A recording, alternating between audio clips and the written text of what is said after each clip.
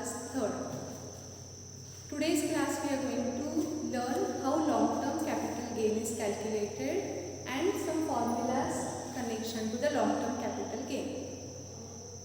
Before we move further, let us revise what we have learned in the previous class. Previous class we have seen how short-term capital gain is calculated, and we have also seen a format. In the format, first item that arrives is full value of consideration. From full value of consideration, we deduct selling expenses in association with transfer. What balance that we get is called as net consideration. From net consideration, we deduct cost of acquisition and cost of improvement. The balance remaining after that is known as gross short-term capital gain. After we arrive to gross short-term capital gain, we deduct exemption if there are any. After exemption, whatever balance remains is called as net capital gain or net short-term capital gain.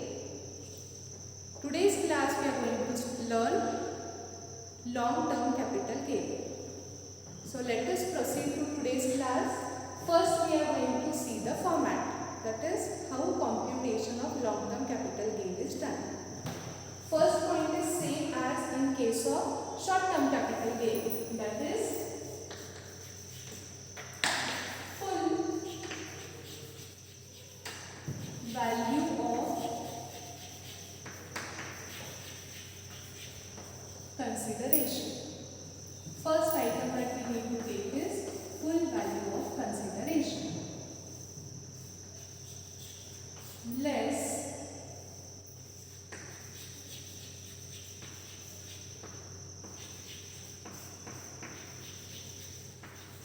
selling expenses if any given in the sum.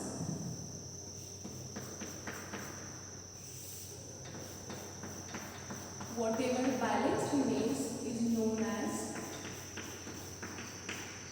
net consideration.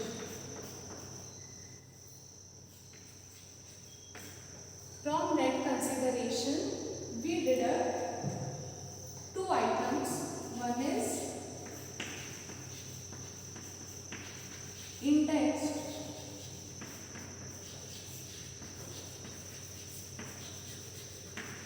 cost of acquisition and second is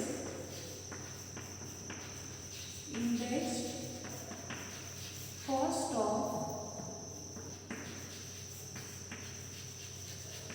improvement. So index cost of acquisition, index cost of improvement are deducted from net consideration. The remaining balance is known as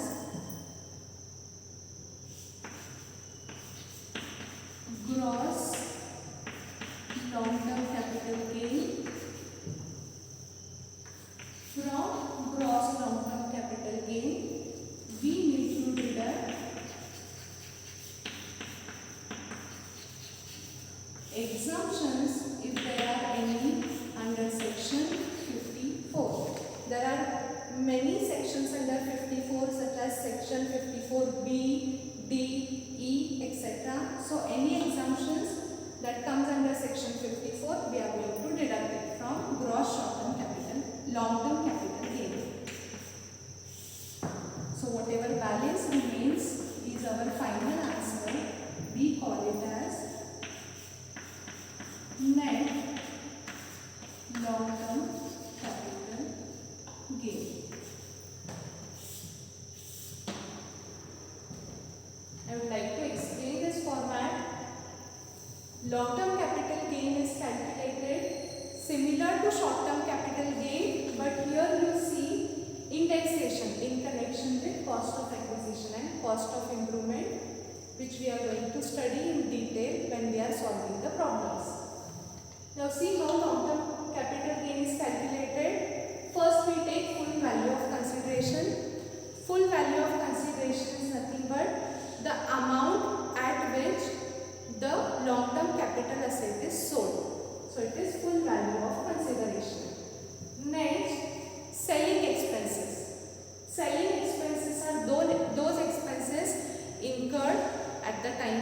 transferring the particular asset. From that, we after deducting the selling expenses, whatever balance remains is called as net consideration. And from net consideration, we make two important adjustments, that is, we deduct indexed cost of acquisition and indexed cost of improvement. In short-term capital gain, we used to deduct only cost of acquisition.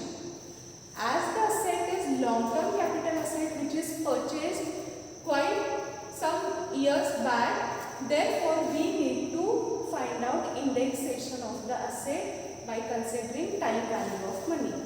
Same in case of cost of improvement. When we find the answer, remaining balance is known as gross long-term capital gain.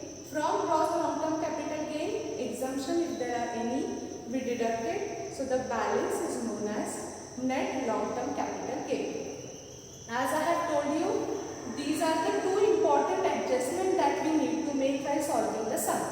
That is indexed cost of acquisition and indexed cost of improvement. Now we'll see how indexed cost of acquisition is calculated and how indexed cost of improvement is calculated. So the first important formula that we are studying is indexed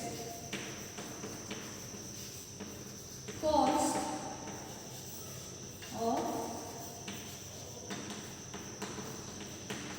acquisition. Indexed cost of acquisition is calculated as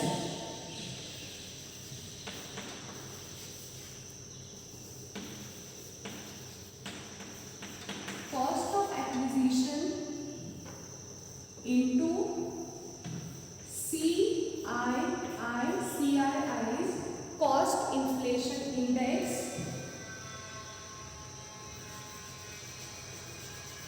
during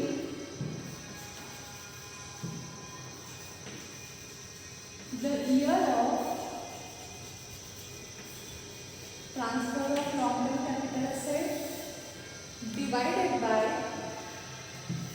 cost inflation index during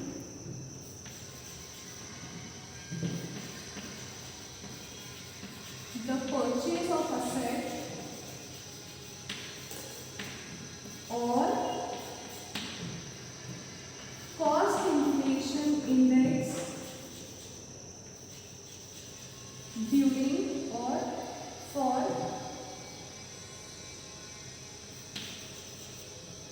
the year 2001, 2002,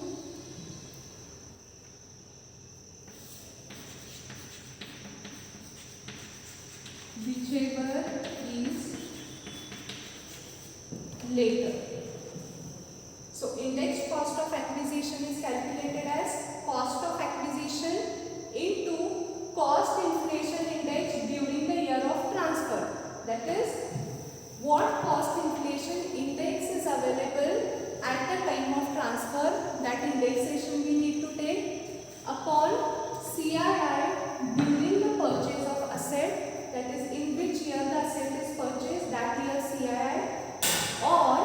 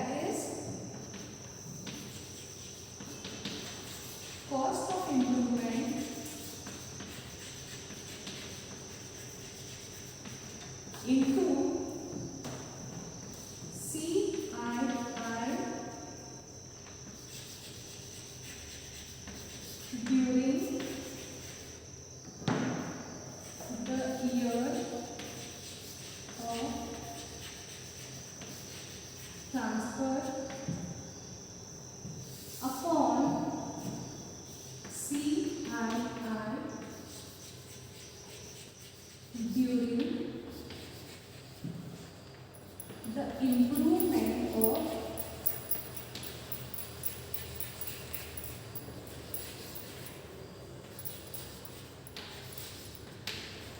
asset. Index cost of improvement is calculated as cost of improvement into cost inflation index for the year of transfer upon cost inflation index during the improvement of the asset. I hope these formulas are clear. After putting the values into the formula, whatever answer we get, we have to put it in this format, and then we get the gross long-term capital gain. From gross long-term capital gain, any exemptions if they are there, they are deducted, and then we arrive to net long-term capital gain. Now, two important points that we come across is acquisition and improvement. Cost of acquisition and cost of improvement. Pay attention. If any asset is purchased before 1/4/2001, if any capital asset is purchased before the year 1/4/2001, in that case, instead of taking the original cost of acquisition, we can take fair market value of the asset as on 1/4/2001. I repeat, if any capital asset is purchased before 1/4/2001, in that case, instead of taking the original cost of purchase, we have to take fair market value of the same asset as on 1/4/2001. Let me give you one example. Suppose I have purchased one house or one building in the year 1998. Okay, I purchased the building for rupees 2 lakh. Now, when we are calculating indexed cost of acquisition, I cannot take cost of acquisition, the original cost, this 2 lakh rupees. Why? Because the asset is purchased before 1/4/2001. In this case, what option do I have when calculating capital gain? I need to consider the fair market value of that building as on 1/4/2001. Say as on 1/4/2001, the fair market value of the building is 5 lakh. So instead of original cost 2 lakh rupees, I should be taking 5 lakh rupees because the asset is purchased before 1/4/2001. That is the reason I need to consider fair market value of the asset as on 1/4/2001, that is 5 lakh rupees, because this amount exceeds the original price. I hope this aspect is clear to you. That is the reason in formula also it is clear mentioned. It is mentioned clearly to you all, that is index cost of acquisition is calculated as cost of acquisition either if the asset is purchased before 2001, we have to take fair market value of the asset as on 1/4/2001 as its cost of acquisition into CII during the year of transfer. Whatever cost inflation index given during the year of transfer, that we have to take, divide it by CII during the purchase of the asset. What is the CII during the purchase of asset? If the asset is purchased in 1998, we cannot take this, because CII during the year 2001 to whichever is later is supposed to be taken while solving the sum. Suppose instead of 1998, I have purchased the asset in the year 2005.